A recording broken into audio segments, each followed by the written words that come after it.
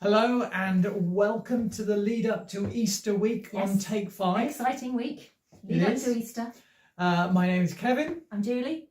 And we've got the privilege of taking you through some devotionals this week, thinking about the lead up to Easter, about the cross, about salvation, all those really important Christian doctrines and issues, but to be devotional about it. So where are we? It's Monday and we are in Luke. We're in chapter 23 and we are looking specifically at verses 32 to 43. And we're thinking about these two criminals really that are hung on crosses right next to Jesus during the crucifixion period.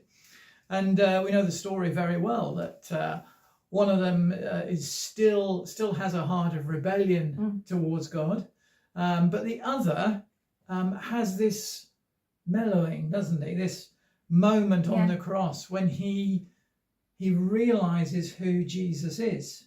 Well, I think it's amazing to me that Jesus is on the cross in what must be unimaginable pain, and it's still at that moment, when he knows that the suffering is just going to go on until he's gone, he still has time for this criminal next door to him. He says to him something about, please don't forget me, remember me when you come into paradise. Remember when you come into paradise. And you'd think that Jesus would be so absorbed in what's going on, but no, he is still, even to the very end, he's got time. He has got time, and he says yes.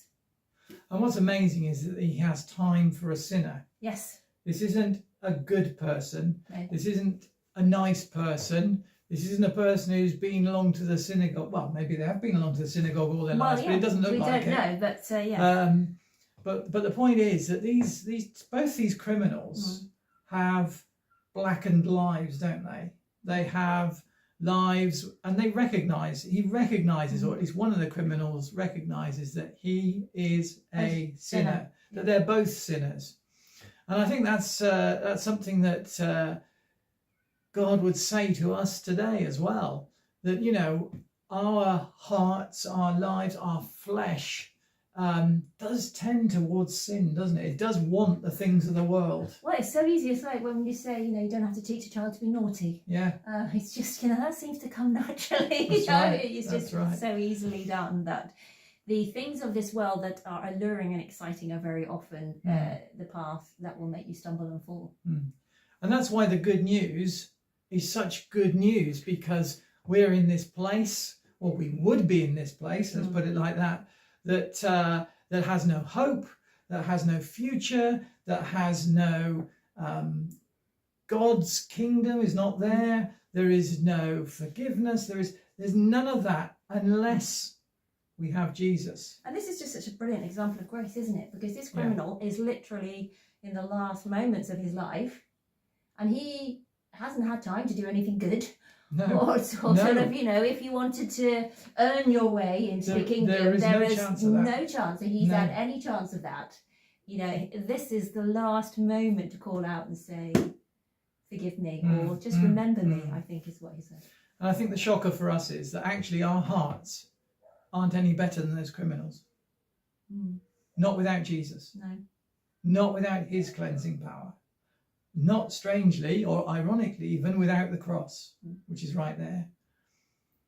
And so I think today, if anything, we should just come to Jesus with gratitude. Oh, yeah. And be like the criminal on the cross and say, remember me, Jesus. Yeah. And he does. That's the great thing, he does. Yeah. But let's just stay in that place of realizing how deep our need is for salvation today, that we have a crying need for it. We need him and his Spirit.